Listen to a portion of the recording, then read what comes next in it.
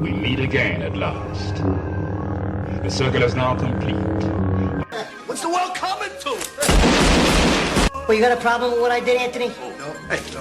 Fucking rat anyway. So family's all rats. Would have grew up to be a rat. Stupid bastard. I can't fucking believe it. Gee, I'm real sorry your mom blew up, Ricky. Now you're gonna dig the fucking thing. You're gonna dig the hole. You're gonna do it. I got no fucking line. You're gonna do it. Yes, I'll take the fucking hole. I don't give a fuck. I realized that what was living behind that boy's eyes was pure and simply evil.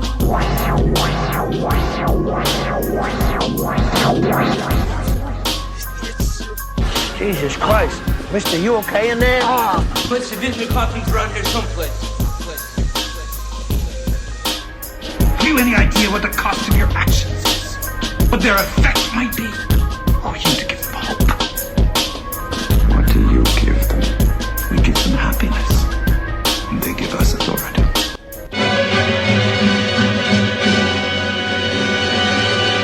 Groovy. Hey, Scott, how are you, man? Hey, thanks, man. I'm doing okay, all things considered. How about you? Yeah, same, man. What a weird time we're in. Everybody's home and quarantined. Yeah. Pretty crazy. Okay, man, I have a few questions for you. My name's Henry, by the way. I work for a site, Cinephellas.com. Me and my best friend sort of started it up. So we're a fan site, and we like to talk to directors and movie stars, and we watch a lot of movies and TV shows. So just had a couple questions for you. How did this project come together? Had you read the novel or seen the other movie in 1998 based on the novel?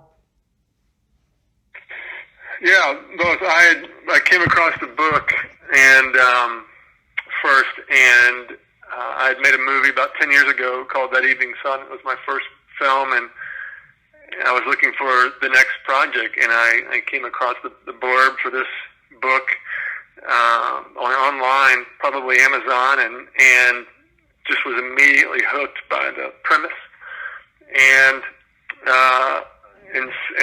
bought the book and really liked it, but immediately saw the book is South African, set in South Africa. It's a post-apartheid story about racial injustice, and it's set in kind of the coastal plains of South Africa, and that location and the sort of themes of the story immediately resonated with me, and I thought about Texas and the plains of Texas, and I thought about the racial strife and conflict we have in this country, and it felt like a real natural translation. And so I optioned the book along with Laura Smith, my producer, and we set about this 10-year journey to bring this story to the screen. That's really neat. So you said it took about 10 years from the time you started thinking about it until now, till the end? Yeah, I actually wrote this. I was looking back through my files recently, and I realized I completed the first draft of the script in March of 2010. So literally 10 years ago, I finished the first draft of the script. And we tried to get it made back then. Got close a couple of times. Couldn't quite get it over the hump. And then it sort of died, as projects often do. And I went off and wrote other scripts and worked in television and wrote some films and sort of was building another part of my career. And a couple of years ago, Shea Whigham got his hands on the script via another producer of mine, Kristen Mann, and Shea just fell in love with it, and his passion for the story really brought the project back to life and got us on the track again. So that was really exciting, because you let something go and you think it's dead, and to see it come back to life, especially when you didn't try to force it, when it just happened on its own, was a really beautiful thing. Yeah, definitely. I bet that would feel really good, especially, you figure nothing was ever going to come to fruition, but then somebody of Shea Whigham's magnitude comes along. That was actually going to lead into my next question. Did you have Michael Shannon or Shea Whigham in mind for these roles at all? or was that just sort of lucky, like you Well, said? Shea, yeah. Well, actually, 10 years ago, I had given the script to Mike, and through my friend Barlow Jacobs, and they had both worked together on Shotgun Stories, and I got the script to Mike back then, and he liked it, but he was off making Man of Steel for a year, and so he was unavailable, and so when Shea came back, and Shea's always been one of my favorite actors. I love him in everything, but honestly, I hadn't thought about him for this back then.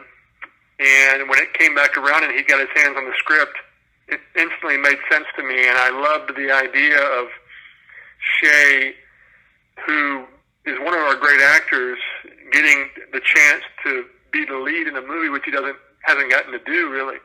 Right. And that was exciting to be able to give him that opportunity. And then Shea's involvement, of course, Shea and Mike are longtime friends and have done several projects together.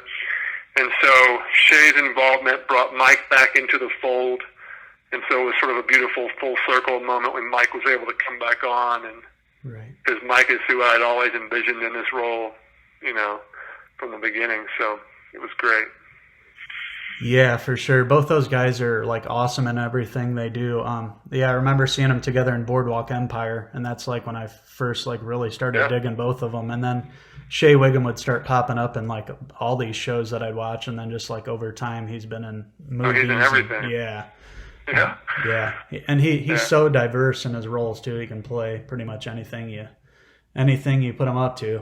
Yeah. Same thing with Michael Shannon. All right. Okay. Let's see. Yeah. I don't want to run out of time, so I just wanted to mention, the current state of things, the virus and everything. I read that this film, The Quarry, was supposed to premiere at South by Southwest. Is that true? And yeah, and that's got to be a big bummer for you. It was, and it's a shame that we lost that. It is the heartbreaker for sure, because you want the opportunity to celebrate with everyone and to share the film with the audience at South by festivals. I love festivals, and I've had great success, specifically at South by. My first film premiered there and won some awards, and it's been very good to me. It has it near and dear to my heart. But this is the life. This is life right now, and we're all on the same boat right now together. And we decided, along with Lionsgate and Grindstone, to just put the movie out as planned. On April 17th. It'll be on VOD, and I'm excited for people to get to see it. I think, hopefully in this time of crisis and everyone's home, it might actually, even get more eyeballs on it than might have normally if we had done a more traditional path. So I'm, we had some good, momentum building before the festival, and we wanted just to continue that. So it's going to come out on April 17th, and I'm excited for folks to see it.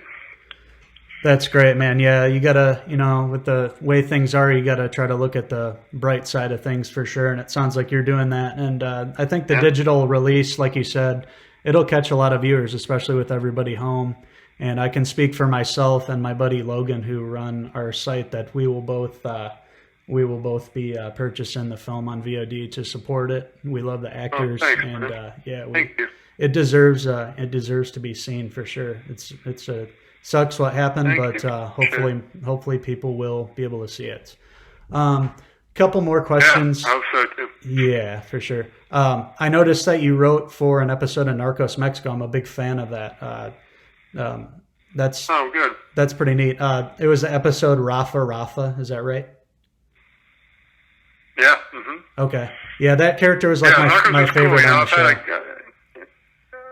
Rafa? Yeah. Yeah, he's a great character. That was a cool experience. I've been fortunate to work on a lot of different, really varied projects, from Narcos Mexico. Then I worked on this beautiful Southern drama called Rectify, and then I wrote Halloween Kills, the Halloween sequel that comes out this fall. And so I've been very fortunate, and I'm able to write The Quarry, which is a contemplative character suspense piece, and I just feel very fortunate to be able to try a bunch of different things and dip my hand in different genres and kinds of storytelling. I've been lucky that way.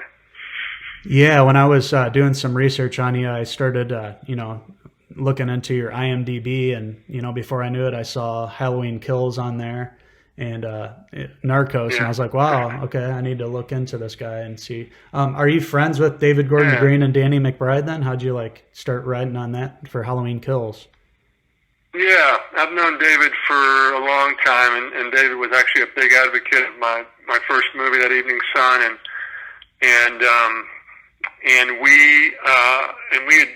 we've been friends for over a decade, but we had never had a chance to work together. And I do a lot of work with Blumhouse. I wrote the Firestarter adaptation that hopefully we'll be shooting later this year, and I've done a couple other things for them. And so Blumhouse and David realized there's this intersection of their relationships with me, and that was an opportunity for David and I to work together, and Danny. And so we got together and started brainstorming ideas for the Halloween sequel, and so I worked pretty closely with David on that throughout the shooting, and I just saw a cut a few weeks ago, and I'm very excited about how it's coming together. That's awesome. Yeah, we're big fans of the original Halloween, and we really dug the last one. We can't wait to see the new one. That's exciting that you got to write on that. That's good. That's very cool. Yeah. What's next for you? What's your next big project? Are you still brainstorming at this point, just with the state of things, or have you locked something down? What's next? Yeah, I mean, I'll Halloween comes out in October, and like I said, Firestarter, the Stephen King adaptation I wrote, hopefully we'll shoot later this year. That's the plan, at least, and so I'm anxious for those, and then I'm just trying to find my next thing to direct. I'm developing a couple of projects, and we'll see what happens. It's going to be interesting to see what the world looks like after all this in terms of the film world, but I'm very confident this will continue on. The beautiful thing is that we know is that everyone needs stories, and they will always need stories, and that's what stories connect us, bring us together, heal us, and I think that's going to be even more true on the other side of this crisis. Yeah, for sure. You gotta take this time and use it as inspiration for your upcoming projects. And yep, like I said, me and my buddy we are really looking forward to watching the Quarry. I got a screening link, but I kind of want to pay for it when it comes out. So I haven't watched it yet, but I'm definitely gonna watch it, man. And I really appreciate your time, and it was a real pleasure speaking with you today, Scott. Thanks, buddy. Appreciate it. All right, man. Take care, stay healthy, and stay safe. Thank you. All right. Bye-bye. Thank you.